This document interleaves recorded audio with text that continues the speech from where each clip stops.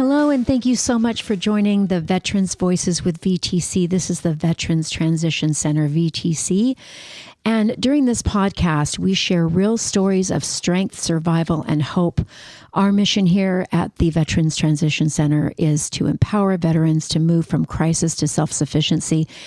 And we cannot do that without the help and support of our amazing case managers, as well as our veterans who are committed to making an amazing change in their life. So we're excited to have Delinda as one of our guests today, as well as Tom.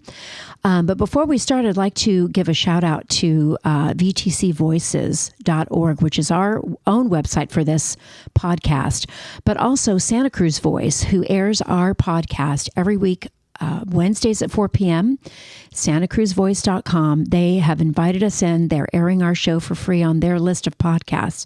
So we're really grateful for that. Also, we'd like to extend our thanks to the Marina Grocery Outlet. They have been so great to support us with providing food a couple of times a week, Madison, right? I mean, they literally drop off food a couple times a week. I think Amos picks it up once a week, but they also hold fundraisers for us. There's the Independence from Hunger every July, where they take money, donations, and also donate food bags to our pantry. Oh, and they had like a contest, right, at the store? I don't think it was a contest. I think it was a spinning wheel, a prize wheel, which Amos helped run, and we gave them some VTC prizes this year. I was glad to be able to contribute this time. But it gave the public an opportunity to donate to VTC just by going in and shopping. So I thought that was just so amazing. So we would like to recognize Marina Grocery Outlet and the owners, Maria and Walter, for their incredible dedication to our veterans and all that they're doing to support our mission here at VTC. I'm Lisa Kincaid. I am your host, and Madison McNamara is our co-host and producer of the show. She runs all the electrical equipment and makes sure that we stay on time. So without further ado, let me introduce to you Delinda Watkins. Delinda, thank you for joining us. Oh, thank you for inviting me to join you for the podcast. We're glad to have you here. We had a little technical issue there. We couldn't hear you. But Delinda, thank you so much for joining us and for being on our podcast today. Oh, well, thank you for inviting me to the podcast and being able to be a part of this experience. Well, this has been an exciting time at VTC to have a podcast to really spend some time on the personal attributes of each person that works here and the veterans that we serve. So you play a key role in that. So we really appreciate you being a part of this. Can you tell us a little about your background? Yes, absolutely. So I myself have been an individual that has previously been incarcerated. I've also been unhoused. I've struggled with substance use as well in the past. I'm a member of a 12-step program.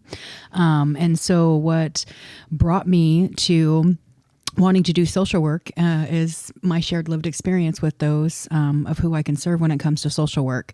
And who better yet to support than those reentering into society, especially veterans. Well, I think that you really can't put it into words, the level of support that you can provide when you have that experience, and you can look someone in the eye and say, I get it, So thank you for being a part of what we do here, because people like you make such a difference. What motivates you for your work that you do with veterans? So basically the work that they've done, right, prior to coming to our program. So being individuals who have, can we pause for a second? So we were talking about LTOR and your personal connection with the veterans here and why it inspires you to work with our veterans. I'm inspired to work with the veterans just because of the sacrifices that they've made for our country. And so being able to give back to them freely what has been given to me as a member of society is what's been pretty inspiring for me. We've talked a lot about the LTOR program and the Transformative Reentry program here at VTC, but we always like to get everyone's perspective from their own experience with our veterans. So tell us a little bit more about the LTOR program, why you thought it would be a great opportunity for you, and just a little bit more about it. Oh, so the LTOR program, it's a great program, something that is fairly new to me. So it wasn't until I had stumbled across the position as a case manager that I became familiarized with the program and what it has to offer to individuals that basically have served a certain extent within prison. And so usually it's long timers, right? Usually it's I believe in our program, on our LTOR and our ARC program, it's usually long-time offenders long-term offenders, yeah, that we meet on the inside, right? So we've got people here from VTC that go on the inside and kind of share with them, bring programs to them and things like that. So how have you been involved in some of that? So I haven't had the opportunity to enter into the prisons yet. However, I do have the opportunity that's going to be coming up to be able to go to a conference that's going to be in San Francisco. And so I'll be able to meet with some outside individuals that help support those that are incarcerated. I'm looking forward to that. I'm also going to be seeking out doing my internship here as well. And so hopefully eventually being able to get to go inside and be a part of the different programs with one of the peer support specialists that we have with the LTOR program. So what do you think has been one of the most helpful things to the veterans that you serve in your case management that they maybe brought, or sorry, I should say that they learned on the inside and then came out and met you? Oh, wow. Life skills, right? Some of the groups that are offered with those that are incarcerated, right? These different educational opportunity programs, achieving higher educations, and just being able to have those skills, the structure within the inside as well. So, and then the support, right? Like going in and being a part of and empowering and getting them connected, why they transition, right? Going from, being in front of the parole, having a plan, and then getting connected to these outside organizations where they have the opportunity to transition into society. And when we spoke to Marcus the other day on our podcast, he did mention that it's such an important piece of the parole process to have a place to go that will provide support after you get out, right? Oh, absolutely. Housing is an essential need for anybody, right? So, and that's actually, I'm pretty sure it has to be a part of their parole plan is when they're exiting to have somewhere that they can reside. And if that need isn't met, like how is an individual supposed to be able to integrate back into society, right? Because the stressors, let alone, you think about somebody that's been incarcerated for 20 plus years, right? And has lived this life within these walls that's going to return to outside and not even knowing what society has, and then the stigma behind that, right? With whatever convictions they may have, right? Even though they have served their time, but that support is really, really essential. So, and I don't know if people know that are listening how much work really goes into that process of well, first of all, being chosen, there's an application process, right? And then we send a letter of approval back to the parole board. And so it's a lot of work. So it just makes me feel so honored that we put the energy into that person that is coming up for parole and giving them an opportunity to let us continue the support when they come out, right? I mean, we pick them up, right? They get approved for parole. I think that just really speaks to our 0% recidivism rate. It's true because it starts on the inside and we're like, yeah, we're here for you. We're going to pick you up. We're going to take you to breakfast, let you see the ocean, and you have a bed, you've got some clothes. And if it's in the middle of the night or if it's on a weekend, it just, we wish that wouldn't happen, but if it does, we pick them up and there's already a room for them and a bed for them and they've got clothing on their bed. We know what size they wear. There's food in the closet. And then the next day we do the intake paperwork and all that kind of stuff. So knowing that they won't be left behind in any way is just huge. Tell us about a typical day as a LTOR case manager. So what does that look like? Oh, so a typical day for me as a case manager is I get to come into the office and I get to prepare myself when it comes to case management and the different veterans that I'm going to be serving throughout the day.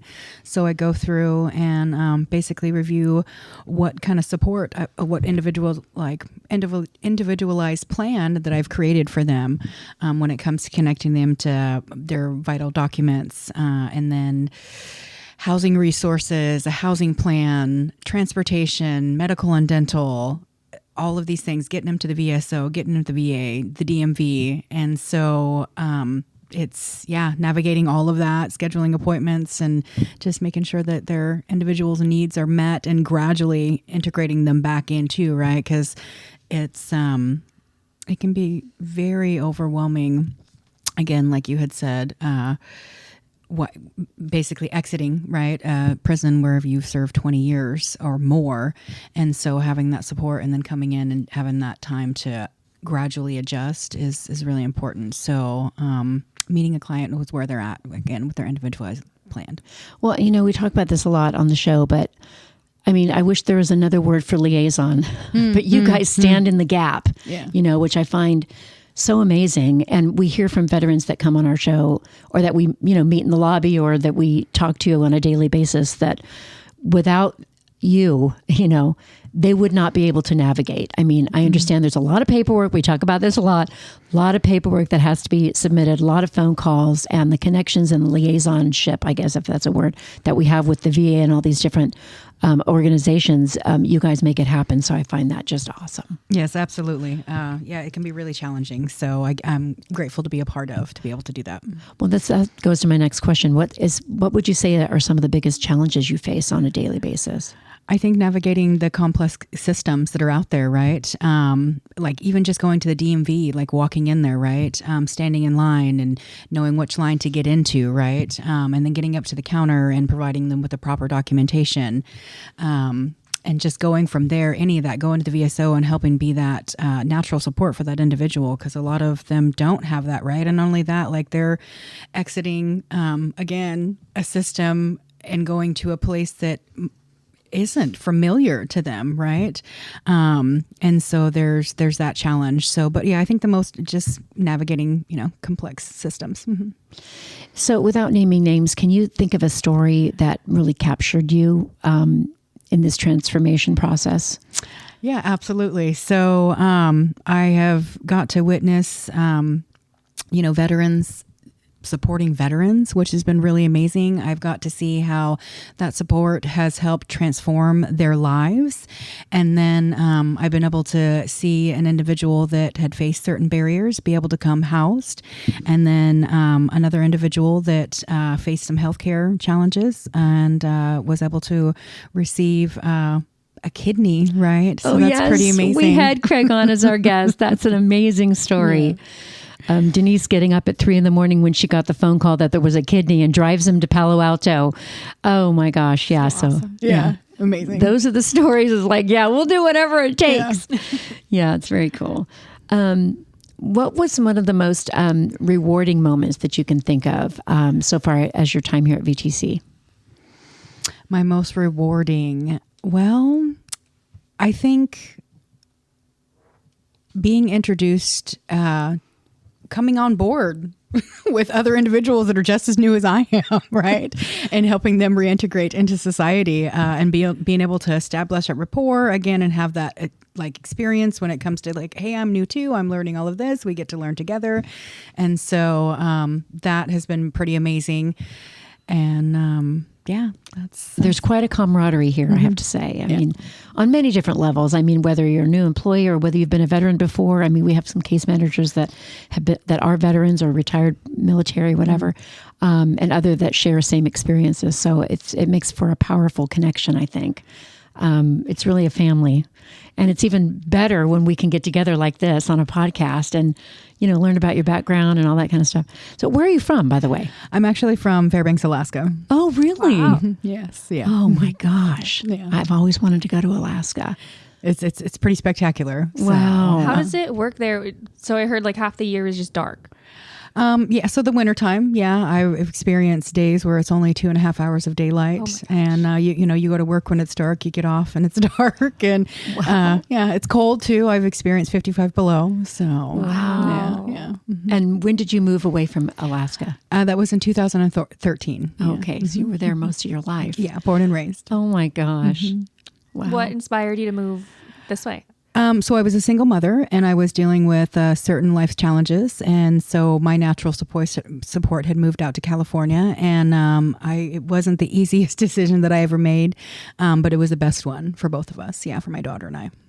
And I have to ask what you enjoy about California compared to Alaska.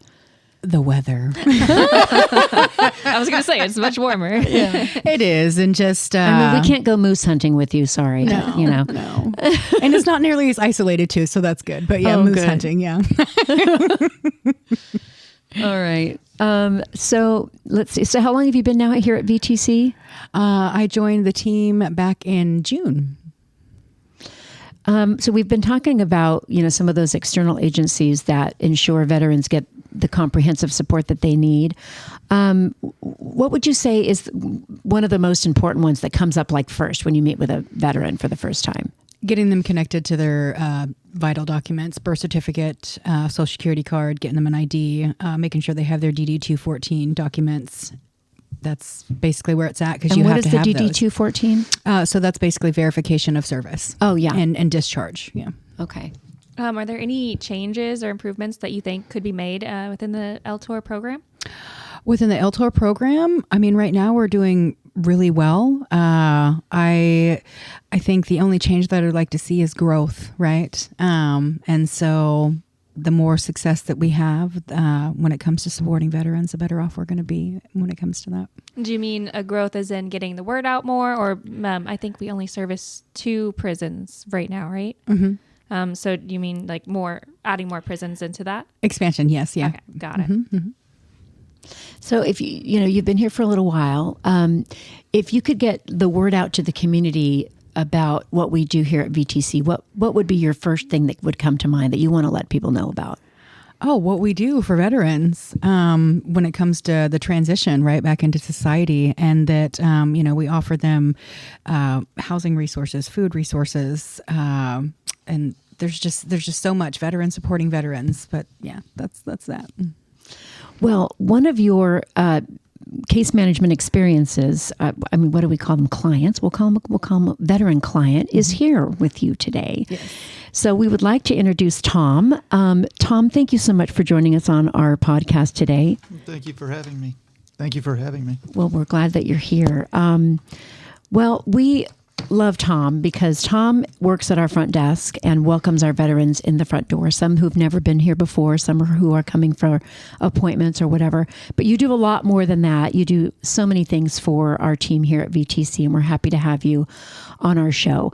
Can you tell us a little bit about your military background? Well, my military background started when I was in high school, actually. I was actually in junior ROTC, and that really caught my attention. My dad had left when I was very young, and so we moved around a lot, different parts of the country. My mom had a boyfriend that had been in the Air Force, and he really got me involved in the idea of being in the military. And so that started prior to actually going in the Army. Was in the Army from 1977 to 83, spent some time in Germany and back at Fort Sill, Oklahoma, not too far from where I lived. So are you from Oklahoma? No, I'm actually from Southern California. Oh my gosh. Okay. So your military career started in Oklahoma, or how did that start? Actually, it started going into basic, which was at Fort Leonard Wood, Missouri, did that AIT, and then went over to Germany for 2.5 years. And so what did you do in the military?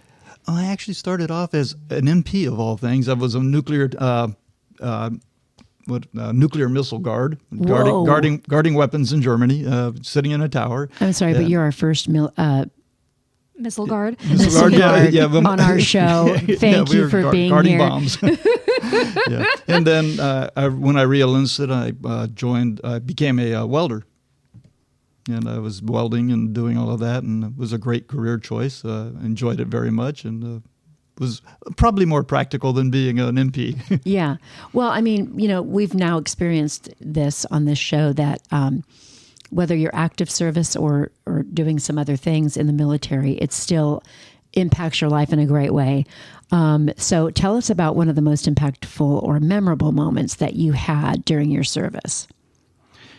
I would think one of the most memorable ones is when I went on temporary duty when I was at Fort Sill.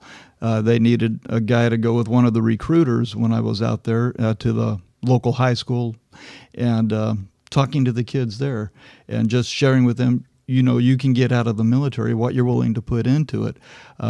These guys were out in the middle of Oklahoma, kind of out in the sticks, and it was a kindergarten through 12 high school. So it was very, very rural. And just sharing with them, if you want to get into the military, you have all these opportunities available to you. You can learn a trade. You can do this. You get a chance to go overseas, get a chance to just, in this case, get out of the middle of nowhere and actually get to enjoy a little bit of life and see what's available to you. And meet people from all over. Oh, absolutely. Yeah, I've met a lot of good guys over the years. Yeah, we've heard that a lot about even just starting in basic training, meeting people from all over the place. Yeah. So if you're from California, they don't go, okay, we're just going to put you in boot camp, California. You can go anywhere across the U.S. for boot camp. Oh, yeah, absolutely. Yeah. I was in Missouri. It was in April, and it was hot and humid, and it was an experience. Yeah. And you have no say in that, right? No, okay. not really. So tell us about what you liked about what you did in the military. Tell us a little bit more about. Tell us about the team you worked with.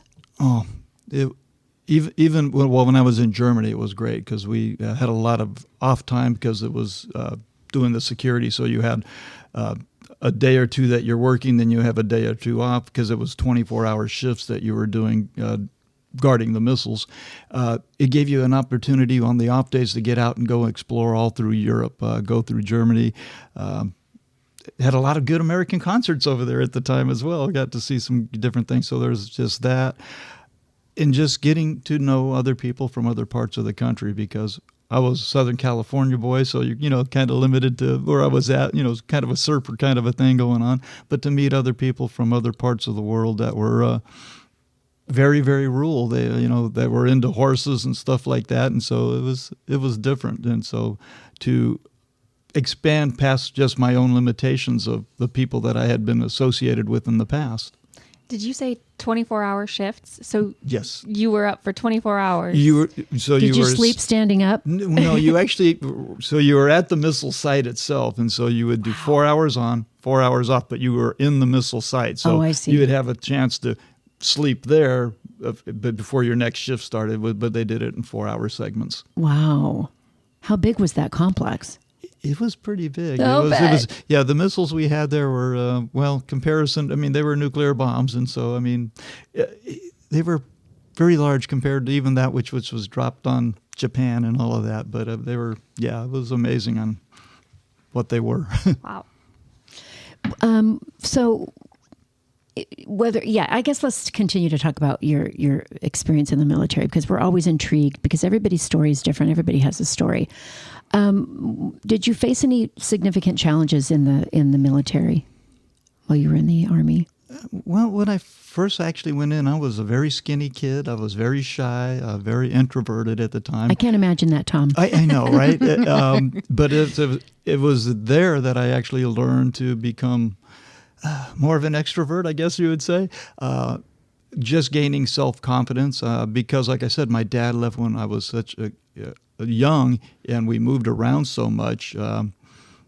So we were always moving. I moved 21 different times in 9 years. So you're falling behind in school and doing all of that, and just never really having friends for any length of time because you're always constantly moving. To be able to go into the military and meet some guys, and we became close comrades, pals. It was something that brought a whole lot of stability into my life. Mm-hmm. And how long were you in the Army? I was in for 6 years. Oh, wow.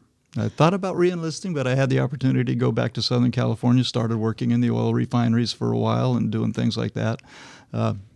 Met my wife while I was in the Army, and we were together for 22 years before, my incarceration. Yeah. Well, did you have any challenges when you were transitioning out of the military? No, or did you just start surfing and that was it? Well, no, actually, pretty much went to work. No, we did a lot of potty surfing back in the days, but not a particularly lot. I was very fortunate. I had an uncle who worked in the refineries, and he said, "Listen, I can get you your interview, but the job position, it's on your interview." I was fortunate and fell into that position, and oil refineries pay very well. Dangerous work, but pay very well. Well, I want to know about working in an oil refinery. Tell me more about that. Well, I actually worked in the power plant there as a steam engine. I became a steam engineer over the years. You're around a lot of harsh chemicals at times. Over the 14 years that I worked there, went through a few major fires. A couple guys got killed in a nasty explosion that we had. And that was rotating shifts. It changed every 6 days. Grave swings days. Grave swings days. So that's stressful for being married. It really puts a lot of stress on the family life. There's a lot of times I didn't get to see my kids because of the rotating shifts. But it provided very well. Wow. I have a friend that works, what does he do? He goes to the different, he's in Texas, and he works on the pipeline. So he has to go and talk to residents and say, would you allow us to buy out your house so they can continue anyway. Side note there. So how did you hear about VTC? And tell us a little bit about that transition. Well, I actually heard about VTC while I was at Chowchilla. And some of the guys that were going to the veterans program there started talking about it. And Chowchilla is, what's the name of is that the prison in Chowchilla? Yeah, it's Valley State Prison. Oh, Valley, okay. I've been gone a little bit, started to forget. The Valley State Prison, yes. And how long were you in Valley State? I was at Valley State from 2016 until I got out in 2024, so 8 years, 10 years. And so, 8 years. Now, did we have programs in there, or did you see a flyer, or just saw a flyer actually? Oh, really? We got a lot of guys that are been in contact with the program here, and they started talking about it. And I wrote, and then started calling and talking to Harlan. And he was at the front desk, and got connected through him.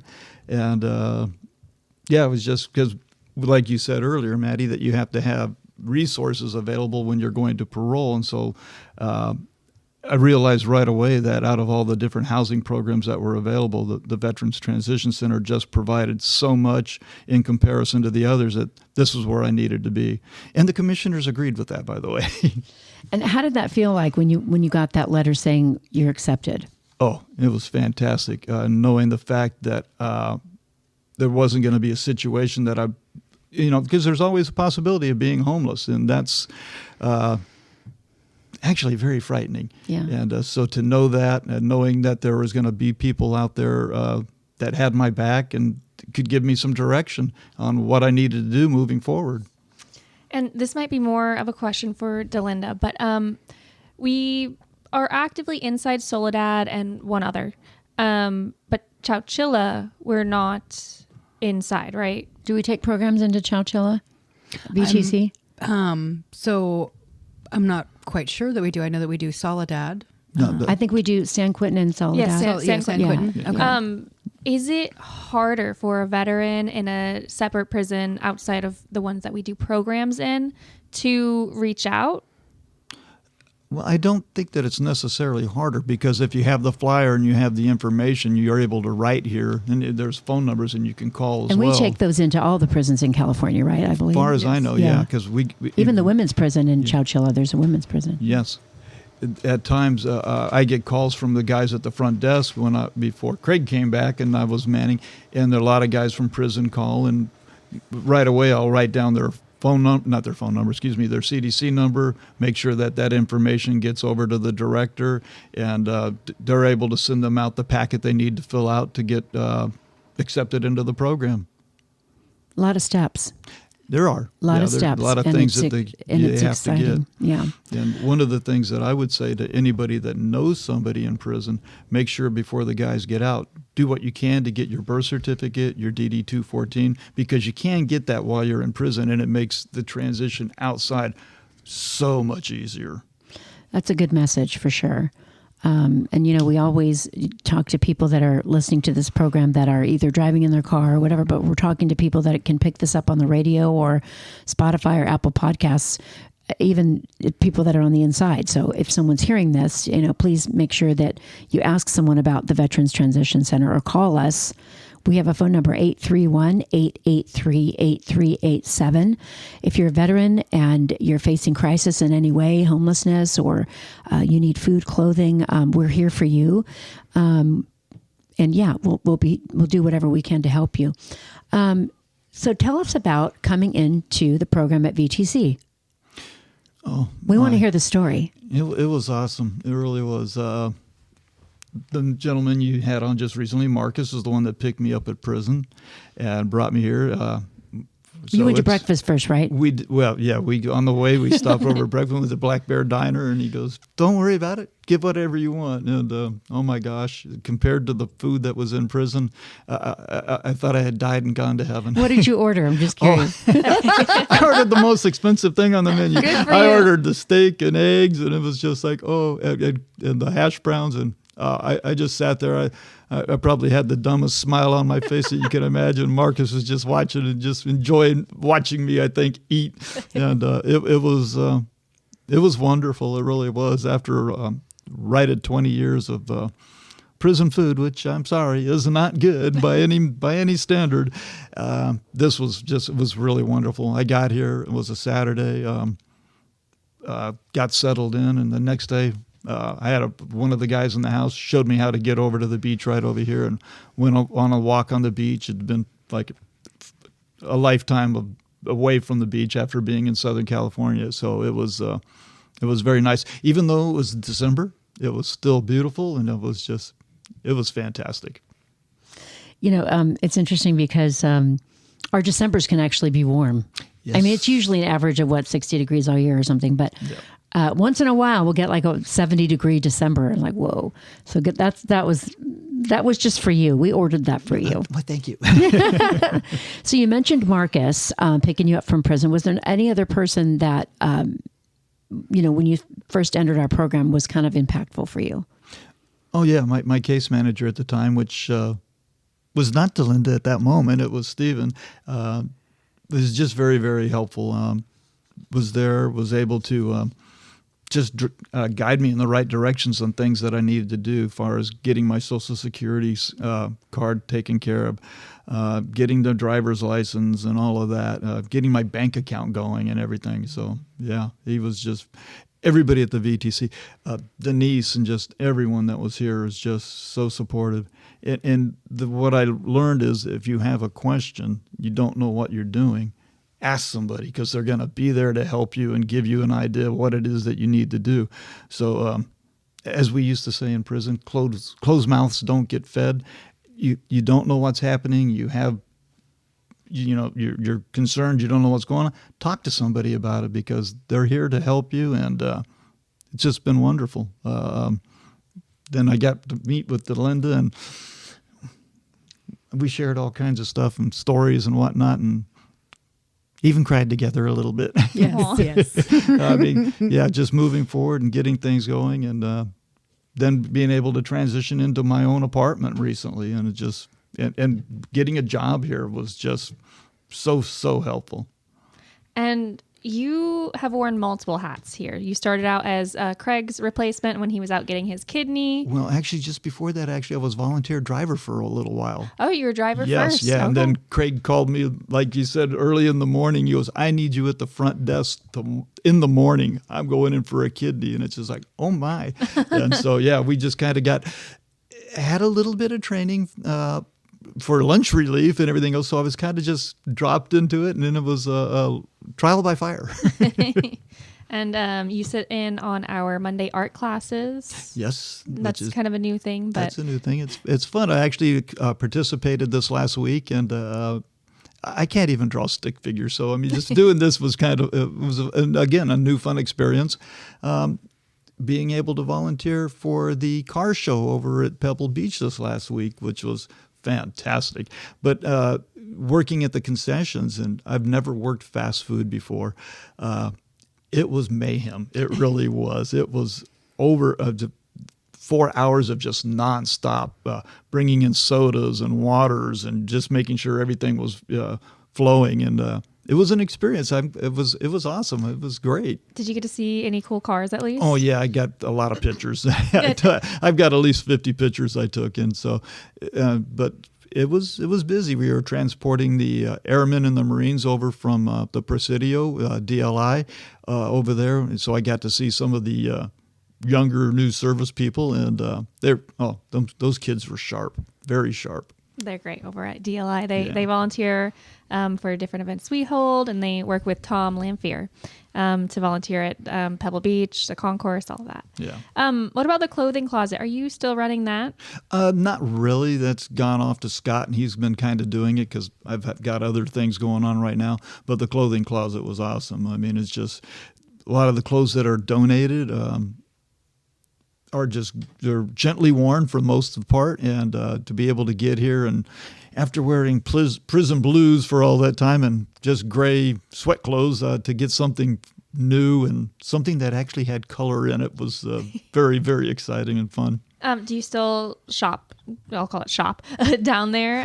Yeah, every once in a while there'll be something that's like, you know what, I really like that. That'll work. And so, yeah, the opportunity is there. It's there for the vets to have, and we get quite a bit of donations. So it isn't like you're necessarily taken away from somebody else that has it, that needs it, because there is definitely enough support that we definitely have plenty that will be able to get out to the vets and help them out. Absolutely. And I think it's a resource that should be, I hope, is getting used enough by veterans and our graduates. Yeah, I believe it is. Yeah. So yeah, we get get a lot of guys. Yeah, we get a lot of guys that come, hey, is it open? Can I go down? Good. I'm glad people go. And Jerry, I really want to have Jerry on. He turned it from bags of clothes to just a beautiful little boutique down in the basement. Yeah, so, he did. Organized it's everything gorgeous. by size and has a mannequin down there and everything. Yeah, it he looks used to so change good. the outfits on it. It's so cute. we miss him. He went down south to join his family, I think, but we're hoping to have him on the show, even if it's by phone. So Jerry, if you're listening, Tom, can you share a moment in the program where you felt a breakthrough or were at a turning point? You know, it came pretty quick, I think. Because there was just so much support, and I realized that what I needed was here at all different aspects. Knowing that, I guess, actually getting my apartment because it happened quick in comparison. Having the job and realizing that I had means and being able to become self-supportive again was just very enlightening for me. It was a very happy moment. It's like, okay, I'm living down in Monterey, right off of the ocean. It's like, oh my goodness. In comparison to spending 20 years mostly in the Central Valley, where it's hot and just, I'm sorry for all of you guys that are in the Fresno area. It's hot over there. It's so comfortable over here. It's just so, but to be able to have a place on the beach, my goodness, it's 20 after 20 years, it's just unthinkable. And so being able to go into the place, have it, get all my utilities set up and everything that I need to have, and realize that I am actually fully self-sufficient at this point in time. And actually, for me, it's the first time in my life that I've actually ever been on my own. Going from being at home as a kid into the military, getting out, becoming married almost immediately, 20 years in the prison system, you're not on your own. So now at north of 65, I am actually experiencing this as a first in my life, and it's exciting. I've told everybody this is a chance for me to create Tom 2.0. There you go. That's a great way to look at it. Yeah.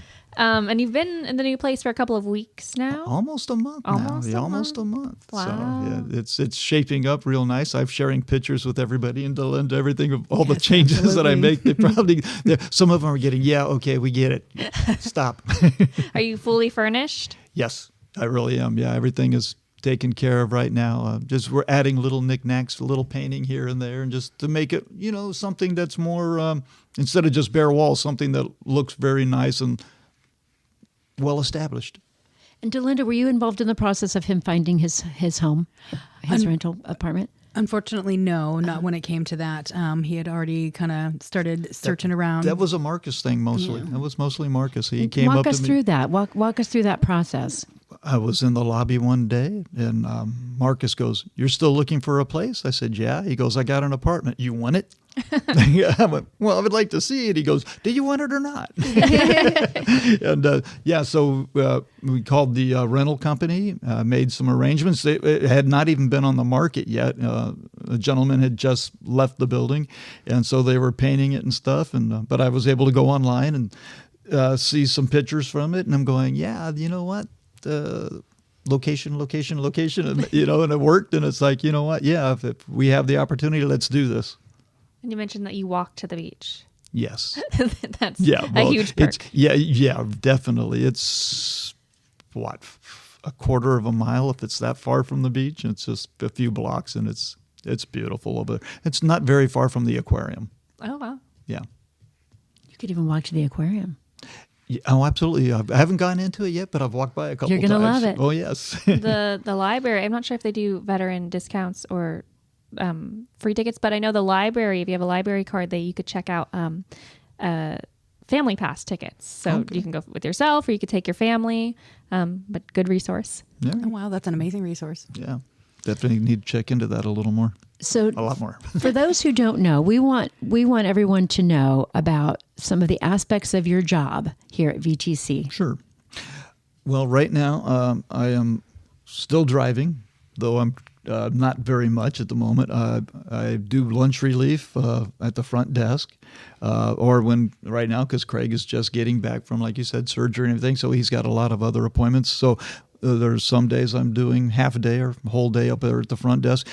Basically, every phone call that comes into the VTC comes through the front desk. Sometimes it's people looking for their case manager, sometimes looking for you guys, and we'll direct them to that. A lot of times you get phone calls from vets that are in prison trying to make sure that their letter has been sent out to them to be accepted into the program, that we received the letter.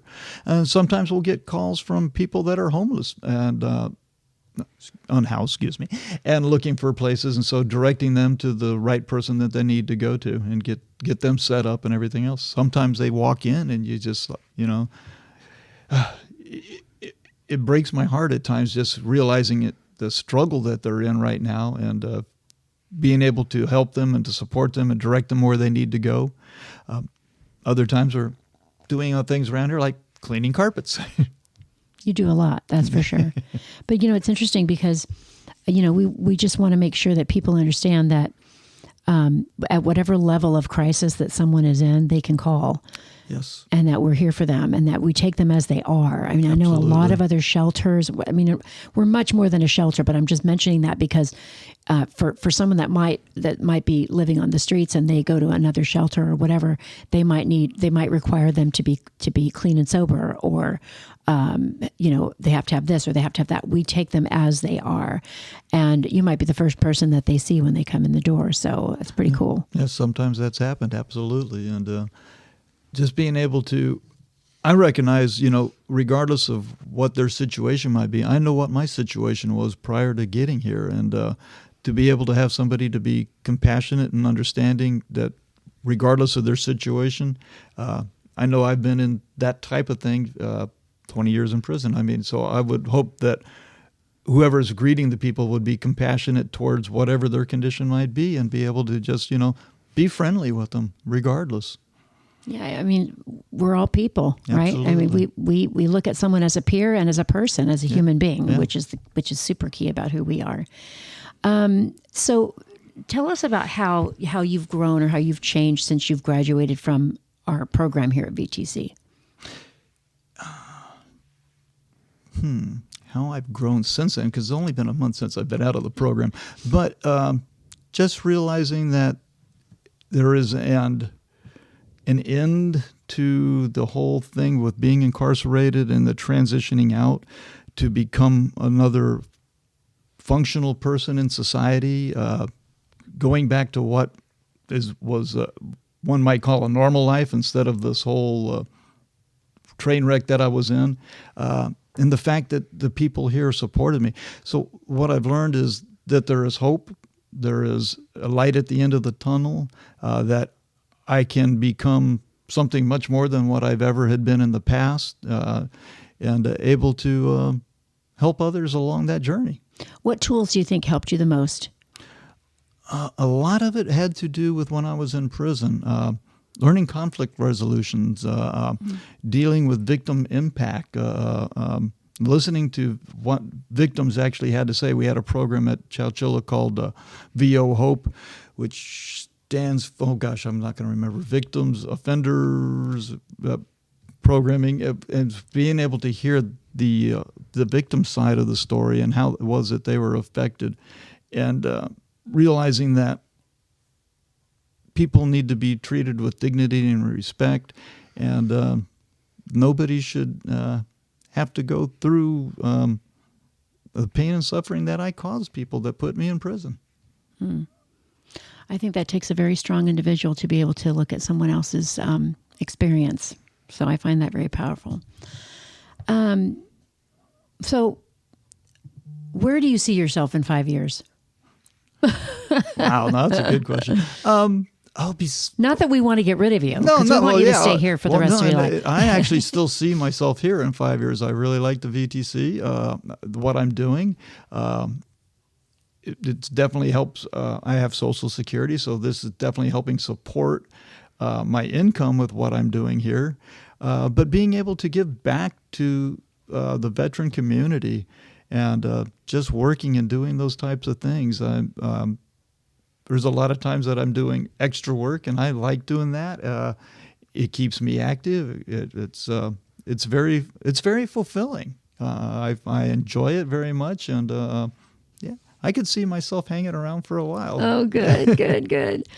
So, are you involved? You've been involved in some mentoring of other veterans, correct? Yes. Yeah.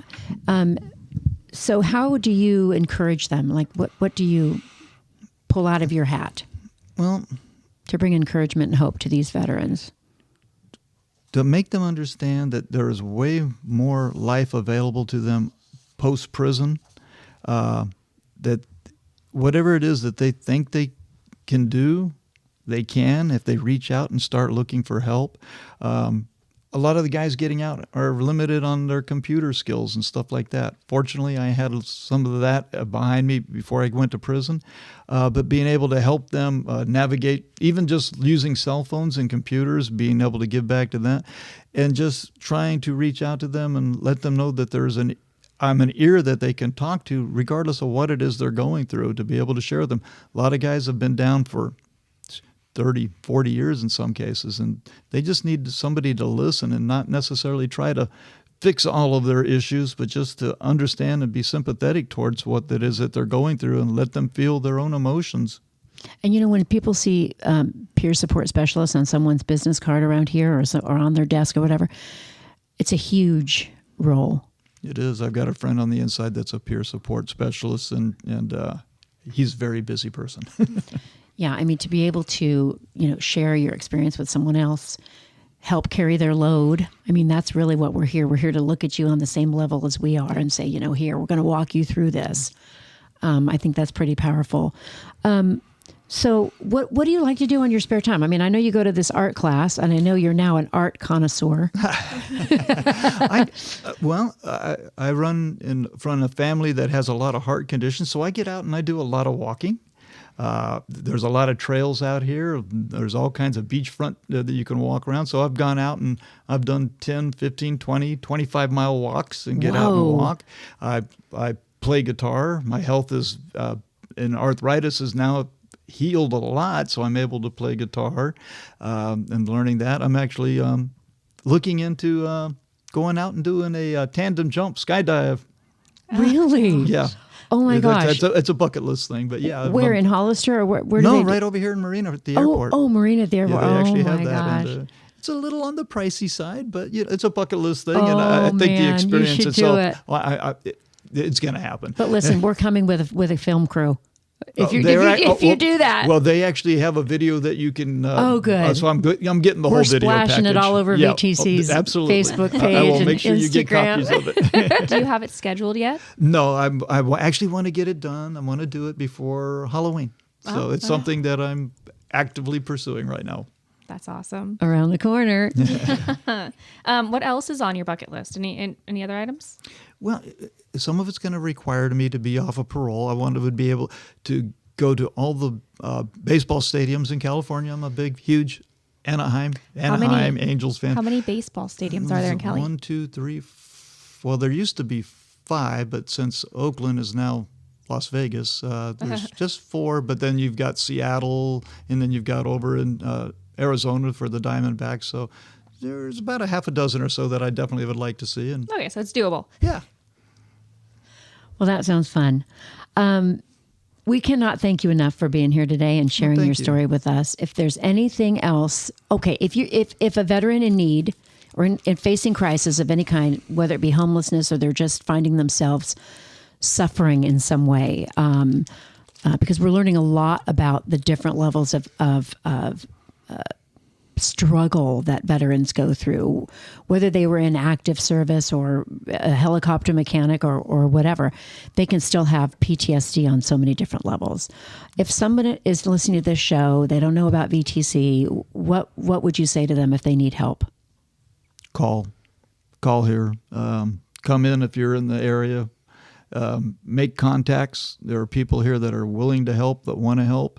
And you're not alone. There are people that actually really, truly care. You're not isolated. You can come in. Don't choose to be isolated. It's a choice, and you can come here. People will be They're accepting of you, wanting to help, get you any of the services that you need, whether it's into mental health or just your physical health. They're here to help, and reach out, absolutely, because it's available. Well, I just want to tell you that your story is very moving. Thank you. And we appreciate you sharing your personal story because it makes such a difference. I'm hoping that if there's any veteran in need out there, that you'll check us out, because we will accept you exactly the way you are. We're not demanding. The only thing that we hope for is that you make the choice to reach out and ask for help. If you'd like to check us out on our website, it's vtcofcalifornia.org. If you'd like to make a donation to the Veterans Transition Center, we actually have doubled in size in the past 6 months because of our new apartment complex that opened, Light Fighter Village, in January, which is now full. So we would really appreciate any financial support that you would like to donate to the VTC. You can do that by going to our website, vtcofcalifornia.org, and hit the donate button. If you want to see about what's happening here at VTC, you can check it out on the website. If you would like to reach out to us by email, please don't hesitate. The email address is info@vtcmonterey.org. If you need assistance in any way and you're a veteran, we're here to help, whether you were in 1 day or 10 years or 20 years in the military. We're here to help you. The phone number is 831-883-8387. And we are streaming on Santa Cruz Voice every week at 4 o'clock. SantaCruzVoice.com. You can also find us on Spotify, Apple Podcasts, and our very own website for this podcast, vtcvoices.org. Thank you so much for being a part of our program today, Tom. Thank you. And Delinda, thank you so much for everything that you're contributing here to VTC and to this team. We hope to have you back. Absolutely. Thank you. Thank you so much for being a part of this program today.